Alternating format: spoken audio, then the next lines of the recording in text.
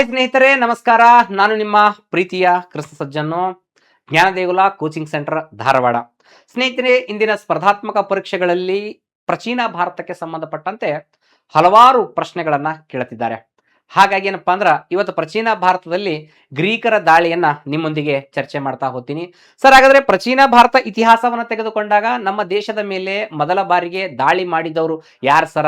ಗ್ರೀಕರ, ಶಕರ, ಬ್ಯಾಕ್ಟೀರಿಯನ್ನರ ಅಥವಾ ಪರ್ಷಿಯನ್ನರ ಅಂತಂದ್ರೆ ನಮ್ಮ ದೇಶದ ಮೇಲೆ ಮೊದಲ ಬಾರಿಗೆ ದಾಳಿ ಮಾಡಿದ್ದು ಪರ್ಷಿಯನ್ನರು. ಅಂದ್ರೆ ಇವತ್ತಿನ ಇರಾನ್ ಏನದಲ್ವಾ, ಈ ಇರಾನದವರೇ ನಮ್ಮ ದೇಶದ ಮೇಲೆ ಮೊದಲ ಬಾರಿಗೆ ದಾಳಿ ಮಾಡಿದವರು.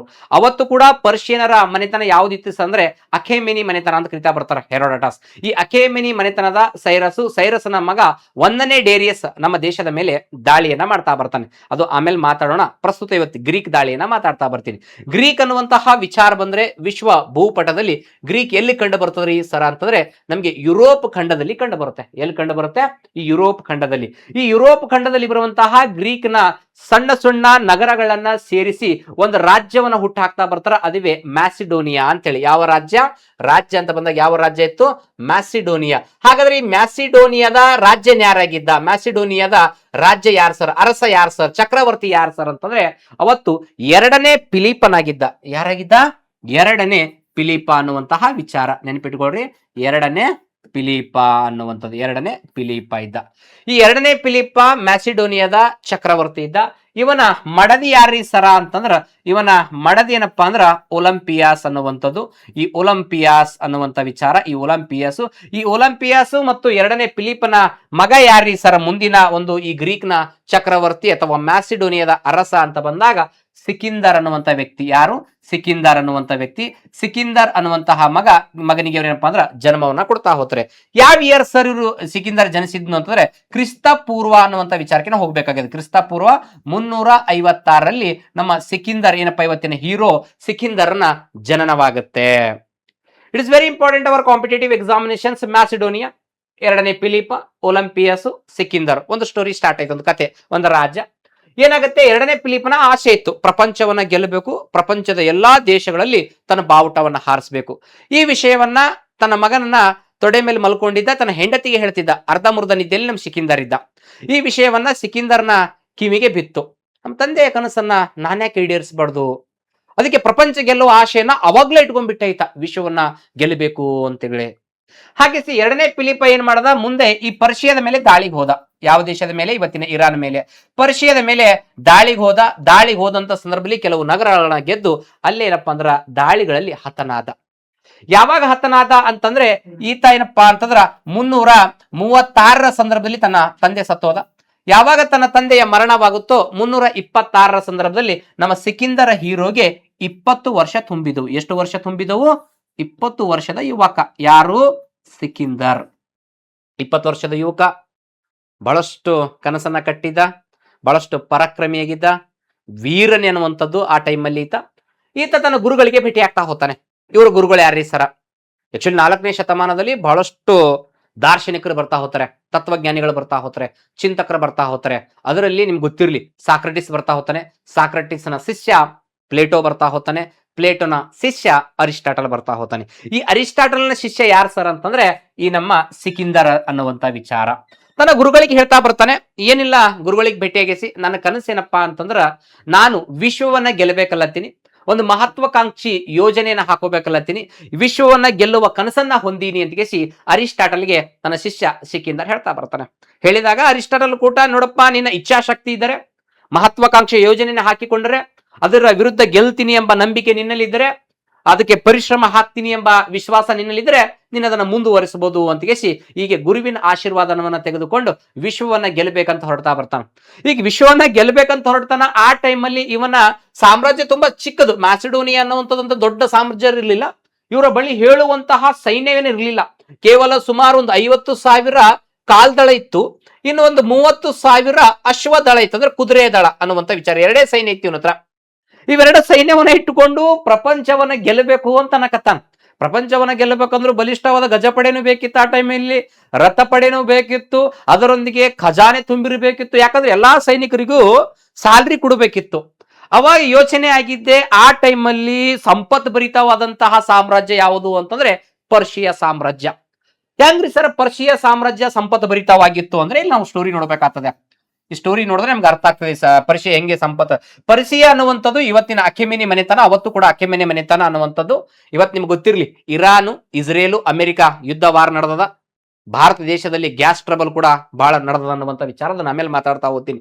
ಹಿಂಗೆ ಈ ಒಂದು ಪರ್ಷಿಯದ ಮೇಲೆ ದಾಳಿ ಮಾಡ್ಬೇಕಂತ ಯೋಚನೆಯನ್ನ ಹಾಕೋತಾ ಬರ್ತಾನೆ ಪರ್ಷಿಯ ದೇಶದ ಮೇಲೆ. ಈ ಪರ್ಷಿಯ ದೇಶದಲ್ಲಿ ಆ ಟೈಮಲ್ಲಿ ಯಾರಿರ್ತಾರೆ ಸರ್ ಅರಸ ಅಂತಂದ್ರೆ ಮೂರನೇ ಡೇರಿಯಸ್ ಇರ್ತಾನೆ. ಯಾರಿರ್ತಾರೆ?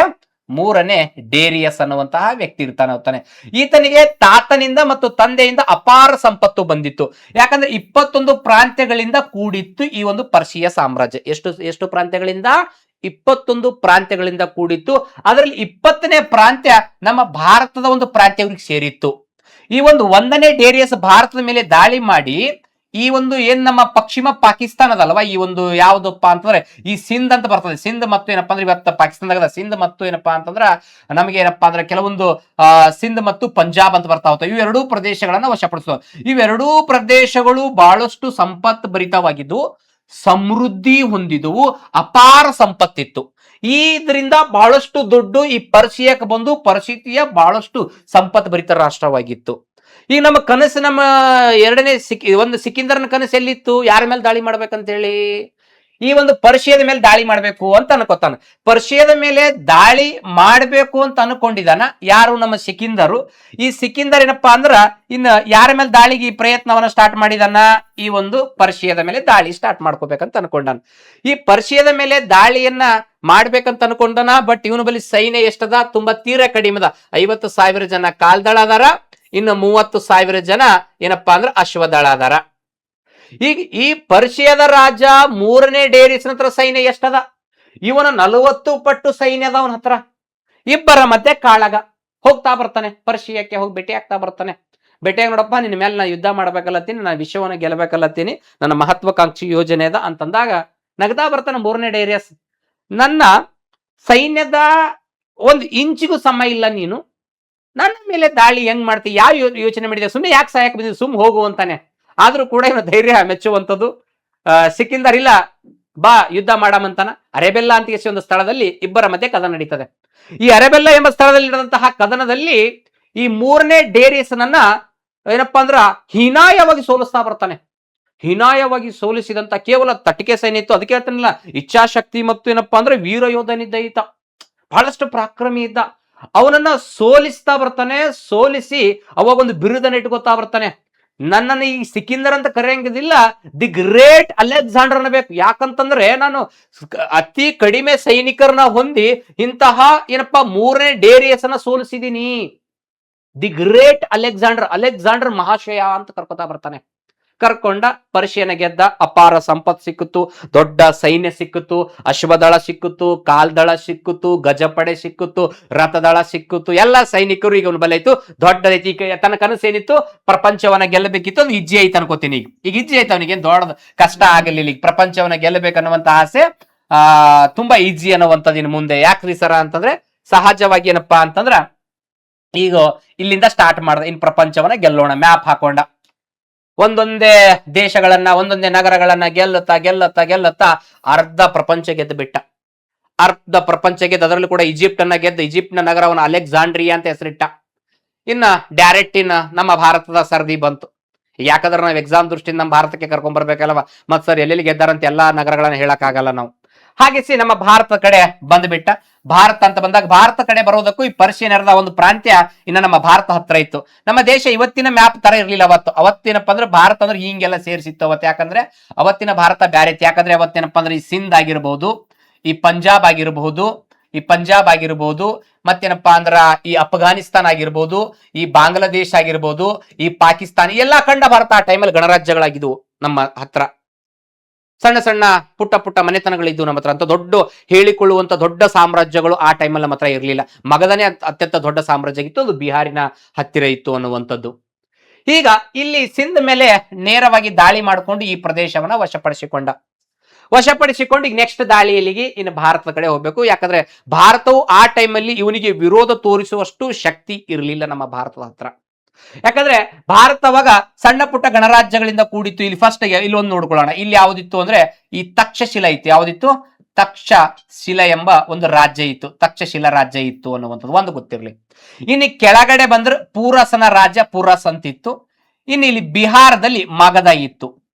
ಇವ್ರು ಯಾರು ಕೂಡ ಒಬ್ರಿಗೊಬ್ಬರು ಆಗ್ತಾ ಇರಲಿಲ್ಲ. ಅದರಲ್ಲೂ ಕೂಡ ಈ ತಕ್ಷಶಿಲದ ರಾಜ್ಯನಿಗೂ ಈ ಪುರಸವನ ಅಂದ್ರೆ ಎಂಬಿಗೂ ಇವನಿಗೂ ಟೋಟಲಿ ಆಗ್ತಿರ್ಲಿಲ್ಲ.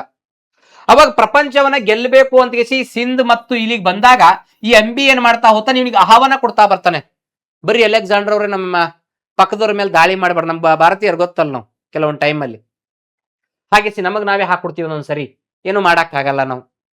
ನಮ್ಮ ಇತಿಹಾಸದಲ್ಲಿ ಬಹಳಷ್ಟು ಜನ ನಮಗ್ ನಾವೇ ಹಾಕೊಟ್ಟು ನಾವು ಹೋಗಿದ್ದೀವಿ. ಉದಾಹರಣೆಗೆ ಸಿರಾಜುದ್ದೌಲಿಗೆ ನಮ್ಮವರೇ ಹಾಕೊಡ್ತಾರೆ. ಬಹಳಷ್ಟು ಇತಿಹಾಸ ನೀವು ಕೂಡ ಓದ್ರಿ ಅನ್ನುವಂಥ ವಿಚಾರ. ದೇಶದ್ರೋಹಿಗಳು ಸಿಗ್ತಾ ಹೋಗ್ತಾರೆ ನಮ್ಮ ದೇಶದಲ್ಲಿ ಅನ್ನುವಂಥ ವಿಚಾರ. ಹಾಗಾಗಿ ಇಲ್ಲಿಂದ ಡೈರೆಕ್ಟ್ ಏನಪ್ಪಾ ಅಂದ್ರೆ ಬಂದಂತ ಈತ ಸಿಂಧ್ ಮತ್ತು ಪಂಜಾಬ್ ಗೆದ್ಕೊಂಡು ಹಿಂದೂ ಕುಶ್ ಶ್ರೇಣಿಗಳನ್ನ ಗೆದ್ದುಕೊಂಡು ನಂತರ ಏನಪ್ಪಾ ಅಂತಂದ್ರ ಈ ಒಂದು ಕಾಬೂಲ್ ಅನ್ನ ಗೆದ್ದುಕೊಂಡು ಅಫ್ಘಾನಿಸ್ತಾನ್ ಗೆದ್ದುಕೊಂಡು ಬಂದ, ಇಲ್ಲಿಗೆ ಬಂದ. ತಕ್ಷಶಿಲೆಯ ಅಂಬಿ ಆತನ ಮಣಕಾಲೂರಿ ಬೇಡ್ಕೊಂಡ, ನನ್ನ ಕೈಲಿ ದಾಳಿ ಮಾಡೋದಾಗಲ್ಲ, ನಿಮ್ದೇನ್ ಆಸೆ ಅದ, ನಿಮ್ ಜಂಡ ಊರ್ಬೇಕು, ಜಂಡ ಊರು, ನಿಮಗೇನ್ ಬೇಕು ಮುತ್ತು ಬೆಳ್ಳಿ ರತ್ನಗಳನ್ನೆಲ್ಲ ಕೊಡ್ತೀನಿ ಅಂದ. ಸುಮಾರು 7,000 ಕುರಿಗಳನ್ನ, ಆನೆಗಳನ್ನ, ಮುತ್ತು ರತ್ನಗಳನ್ನ ಎಲ್ಲ ಅರ್ಪಿತ ಮಾಡ್ದ. ಯಾರಿಗೆ? ಅಲೆಕ್ಸಾಂಡರ್ಗೆ. ನೇರವಾಗಿ ಶರಣದ. ಎಲ್ಲಿ ಸರ ಅಂತಂದ್ರೆ ಈ ತಕ್ಷಶಿಲೆ ಎಲ್ಲೆಲ್ಲಿ ಬರ್ತದೆ ಸರ್ ಅಂದ್ರೆ, ಫಾರ್ ಎಕ್ಸಾಂಪಲ್ ಈ ಸಿಂಧೂ ನದಿ ಮತ್ತು ಏನಪ್ಪಾ ಅಂತಂದ್ರೆ ಈ ಝೀಲಂ ನದಿಯ ಮಧ್ಯಪ್ರದೇಶದ ತಕ್ಷಶಿಲಾ ರಾಜ್ಯವಾಗಿತ್ತು. ಇದ್ರ ಕೆಳಗಿನ ರಾಜ್ಯ ಯಾವುದಾಗಿತ್ತು ಅಂದ್ರೆ ಈ ಝೀಲಂ ನದಿ ಮತ್ತು ಈ ಚಿನಾಬ್ ನದಿಯ ನಡುವಿನ ಒಂದು ಪ್ರದೇಶ ಪುರಸನ ರಾಜ್ಯವಾಗಿತ್ತು. ಹಾಗಾಗಿ ಇನ್ನು ದಾಟಿಕೊಂಡು ಇವ ಏನಪ್ಪಾ ಶರಣಾಗತಿಯಾದ. ಈ ಪುರಸ್ಗೂ ವಿಷಯ ತಿಳಿಸ್ತಾ ಬರ್ತಾನ.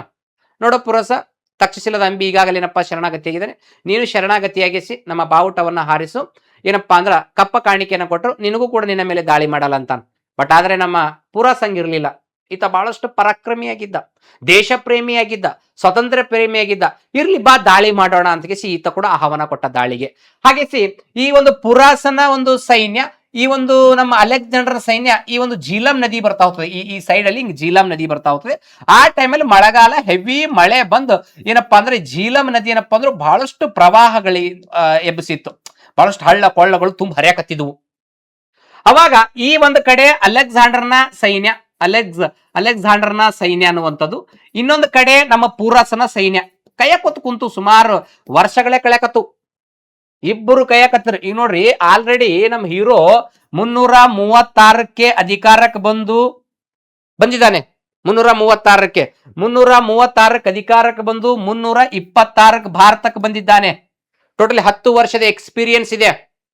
10 ವರ್ಷ ಆಯ್ತು ಕಾದಾಡ್ಕೋತ ಬಂದಿದ್ದಾನೆ.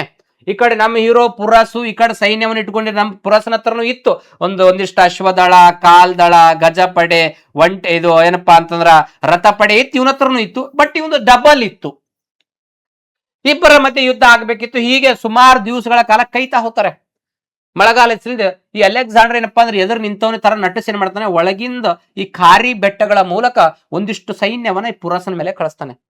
ಪುರಸನ ಮೇಲೆ ಕಳಿಸಿ ಖಾರಿ ಬೆಟ್ಟಗಳಲ್ಲಿ ಕೇವಲ 8 ಗಂಟೆಗಳಲ್ಲಿ ಪುರಸನ ಸಂಪೂರ್ಣವನ್ನ ಸೈನ್ಯವನ್ನ ಸೋಲಿಸಿ ಪುರಸನ ಹಿಡ್ಕೊಂಡು ತಂದು ಎದುರು ಕೂಡಿಸ್ಕೊಂಡ್ ಬಿಡ್ತಾನೆ. ಎದುರು ಕೂಡಿಸ್ಕೊಂಡು ಹೇಳ್ತಾ ಬರ್ತಾನೆ, ನೋಡಪ್ಪ ಸೈನ್ಯ ಯುದ್ಧ ರಂಗದಲ್ಲಿ ನಮ್ಮ ಪುರಸ್ ಸೋತಿದ್ದಾನೆ. ಸೋತಂತ ಪುರಸನ ಮಜಾಕ್ ಮಾಡ್ತಾ ಹೋಗ್ತಾನೆ. ನಿನ್ನನ್ನು ಹೇಗೆ ನಡೆಸಿಕೊಳ್ಳಲಿ ಅಂತಾನೆ, ಸಮ್ ಟೈಪಸ್ ಕೇಳ್ತಾ ಹೋಗ್ತಾನೆ. ಅವಾಗ ಪುರಸ್ ಹೇಳ್ತಾನೆ, ನನಗೆ ಒಬ್ಬ ರಾಜ್ಯನಂತೆ ನಡೆಸಿಕೋ, ಒಬ್ಬ ರಾಜ್ಯನ ಯೋಗ್ಯತೆ ಇರ್ತದೆ ಆ ರೀತಿ ನನ್ನ ನಡೆಸಿಕೋ ಅಂತಾನೆ. ಇವನ ಧೈರ್ಯ, ಇವನ ಸಾಹಸ, ಇವನ ಪರಾಕ್ರಮವನ್ನ ಮೆಚ್ಚಿದಂತ ಅಲೆಕ್ಸಾಂಡರು ತನ್ನ ಸೈನ್ಯವನ್ನ, ತನ್ನ ಗೆದ್ದಂತಹ ಸಂಪೂರ್ಣ ಸಾಮ್ರಾಜ್ಯವನ್ನು ವಾಪಸ್ ಕೊಡ್ತಾ ಹೋಗ್ತಾನೆ. ನೀವೆಲ್ಲ ನೆನಪಿರ್ಲಿ, ಯಾಕಂದ್ರೆ ಇದೇನ್ ಹೇಳಿನಲ್ಲ ಝೀಲಂ ನದಿಯ ಒಂದು ವಿಷಯ, ಇದನ್ನೇ ನಾವು ಇತಿಹಾಸದಲ್ಲಿ ಹೈಡಸ್ಪಸ್ ಕದನ ಅಂತ ಕರಿತಾ ಬರ್ತೀವಿ. ಇದನ್ನೇ ನಾವು ಝೀಲಂ ನದಿ ಕದನ ಅಂತ ಕರಿತಾ ಬರ್ತೀವಿ. ಇದನ್ನೇ ನಾವು ವಿತಿಸ್ತ ನದಿ ಕದನ ಅಂತ ಕರಿತಾ ಬರ್ತೀವಿ. ಹೀಗೆ ಏನಪ್ಪಾ ಅಂದ್ರ ಪುರಸನನ್ನ ಸೋಲಿಸಿ ಮತ್ತೆ ಪುನಃ ತನಗೆ ಸಾಮ್ರಾಜ್ಯವನ್ನ ವಾಪಸ್ ಕೊಡ್ತಾ ಬರ್ತಾನೆ. ವಾಪಸ್ ಕೊಟ್ಟ ನಂತರ ಮತ್ತೇನಪ್ಪಾ ಅಂದ್ರ ದಾಳಿ ಮತ್ತೆ ಕಂಟಿನ್ಯೂ ಮಾಡಬೇಕು ಬಿಹಾರದ ಮಗಧದ ಮೇಲೆ. ಬಿಹಾರದ ಮಗಧದ ಮೇಲೆ ದಾಳಿ ಮಾಡ್ಬೇಕಾದ್ರೆ ಬಿಯಾಸ್ ನದಿ ದಾಟಬೇಕಾಗಿತ್ತು. ಆಲ್ರೆಡಿ 10 ವರ್ಷಗಳ ಕಾಲ ಆಗಿತ್ತು. 326ರಿಂದ ಬಿಟ್ಟು 326. ಅವಾಗ ಅವನ ಸೈನಿಕರೇ ತಿರುಗಿ ಬೀಳ್ತಾ ಹೋಗ್ತಾರೆ ಅಲೆಕ್ಸಾಂಡರ್ಗೆ. ನಮ್ಗೇನಪ್ಪಾ ಅಂದ್ರೆ ಹೆಂಡ್ರು ಮಕ್ಕಳಿದ್ದಾರೆ, ಅಪ್ಪ ಅಮ್ಮಗಳಿದ್ದಾರೆ, ಹಿಂಗೆ ನಾವು ದಾಳಿ ಮಾಡ್ಕೋತಾ ಹೋದ್ರು ಸ್ವಲ್ಪ ಅಪ್ಪ ಅಮ್ಮನ ನೋಡುವ ಬಯಕೆಗಿದೆ. ಯಾಕಂದ್ರೆ ಅವತ್ತೇನು ಲೆಟರ್ಗಳಿದ್ವಾ, ಅಥವಾ ಫೋನ್ಗಳಿದ್ವಾ, ಅಥವಾ ಡೈರೆಕ್ಟ್ ಕಾಲ್ ಮಾಡಿ ಕೇಳೋದಕ್ಕೆ, ವಿಮಾನಗಳಿದ್ವ ಟಕ್ನೆ ಹೋಗಿ ಬರೋದಕ್ಕೆ, ನಡ್ಕೊಂಡ್ ಬರ್ಬೇಕು. 10 ವರ್ಷ ಮನೆ ಮಠ ಬಿಟ್ಟು ಬಂದಿದೀವಿ, ನಾವು ವಾಪಸ್ ಹೋಗ್ಬೇಕಂತ ಹಠ ಹಿಡಿತಾ ಬರ್ತಾರೆ. ಹಿಂಗ ಹಠ ಹಿಡಿದಾಗ ಮತ್ತೇನ್ ಮಾಡ್ತಾ ಹೋಗ್ತಾನೆ ಅಲೆಕ್ಸಾಂಡರ್, ಹೋಲ್ಬಿಡು ನಾವು ನಂತಿಗೆ ಏನಪ್ಪಾ ಅಂದ್ರ ವಾಪಸ್ ಊರಿಗೆ ಹೋಲಕ್ಕೆ ತಯಾರು ಮಾಡ್ಕೊತ ಹೋಗ್ತಾನೆ. ಈ ಸಿಂಧ್ ಮತ್ತು ಇದರಲ್ಲಿ ಏನಪ್ಪಾ ಅಂದ್ರೆ ಸೆಲೆಕಸ್ನ ರಾಯಭಾರಿ ಮಾಡ್ಕೊಂಡು ಸೈನ್ಯವನ್ನ ಎರಡು ಭಾಗ ಮಾಡ್ಕೊಂಡು ಒಂದು ಜಲಭಾಗದ ತರ ವಾಪಸ್ ನಡ್ರಿ, ಒಂದು ಭೂ ಭಾಗದಿಂದ ವಾಪಸ್ ಹೋಗೋಣ ಅಂತಾನೆ. ಈ ಭೂ ಭಾಗದಿಂದ ವಾಪಸ್ ಹೋಗುವಂತ ಸಂದರ್ಭದಲ್ಲಿ ಈ ನಮ್ಮ ಅಲೆಕ್ಸಾಂಡರ್ಗೆ ರೋಗ ಕಾಯಿಲೆ ಸ್ಟಾರ್ಟ್ ಆಗ್ತಾ ಹೋಗ್ತದೆ. ರೋಗ ಕಾಯಿಲೆ ಬಂದೇನಪ್ಪಾ ಅಂದ್ರೆ ಇಲ್ಲೇನು ಬ್ಯಾಬಿಲೋನ್ ಹತ್ರ ಹೋದಂತ ಸಂದರ್ಭದಲ್ಲಿ ಇನ್ನೇನ ಸಾಯುವ ಹಂತಕ್ಕೆ ಬರ್ತಾ ಹೋಗ್ತಾನೆ. ಸಾಯುವ ಹಂತದಲ್ಲಿ ತನ್ನ ಮಂತ್ರಿಗೆ ಕರಿತಾ ಬರ್ತಾನೆ, ಕರೆದಿಗಿಸಿ ಸಂದೇಶವನ್ನ ಹೇಳ್ತಾ ಬರ್ತಾನೆ.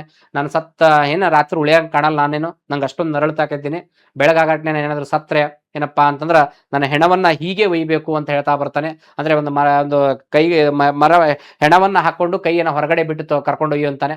ಹಿಂಗೆಲ್ಲ ಕರ್ಕೊಂಡು ವಾಪಸ್ ಏನಪ್ಪಾ ಅಂದ್ರ ಗ್ರೀಕ್ ಅಥವಾ ಈ ಮ್ಯಾಸಿಡೋನಿಯಾಕ್ಕೆ ಹೋದ ಸಂದರ್ಭದಲ್ಲಿ ಎಲ್ಲಾ ಪ್ರಜೆಗಳು ಪ್ರಶ್ನೆ ಮಾಡ್ತಾ ಹೋಗ್ತಾರೆ. ಯಾಕಂದ್ರೆ ದೊಡ್ಡ ವೀರ, ಆಲ್ರೆಡಿ ನಮ್ಮ ದೇಶಕ್ಕೆ ಬಹಳಷ್ಟು ಕೊಡುಗೆ ಕೊಟ್ಟಿದ್ದಾನೆ, ಅವನನ್ನು ಹೆಂಗೆ ಯಾಕೆ ಅಂತಂದಾಗ ಆತ ರಾಜರ ಆಜ್ಞೆ ಇತ್ತು, ಅದಕ್ಕೆ ಮಾಡಿದೀವಿ. ರಾಜ ಏನ್ ಹೇಳಿದ್ರು ಅಂತಂದ್ರೆ, ನಾನು ಬರುವಾಗ ಖಾಲಿ ಇದ್ದೆ, ಹೋಗುವಾಗ ಖಾಲಿ ಹೊಂದಿದ್ದೀನಿ. ಇರುವ ಜೀವನವನ್ನ ನಾವು ಅನುಭವಿಸಬೇಕು ಹೊರತುಗಿಸಿ ಕೇವಲ ಎಲ್ಲದಕ್ಕಾಗಿ ನಮ್ಮ ಜೀವನವನ್ನ ಕಳಿಬಾರದು ಅನ್ನುವಂತ ವಿಷಯ ವಸ್ತುವನ್ನ ಒಳಗೊಂಡಿದ್ದು ಅನ್ನುವಂಥದ್ದು. ಹೀಗೆ ಭಾರತ ದೇಶದಿಂದ ತತ್ವಜ್ಞಾನ, ವೈದ್ಯಕೀಯ ಶಾಸ್ತ್ರ ಬಹಳಷ್ಟು ಕಲಿತಾ ಹೋಗ್ತಾರೆ ಅನ್ನುವಂಥದ್ದು ಗ್ರೀಕರು ಸ್ನೇಹಿತರೆ.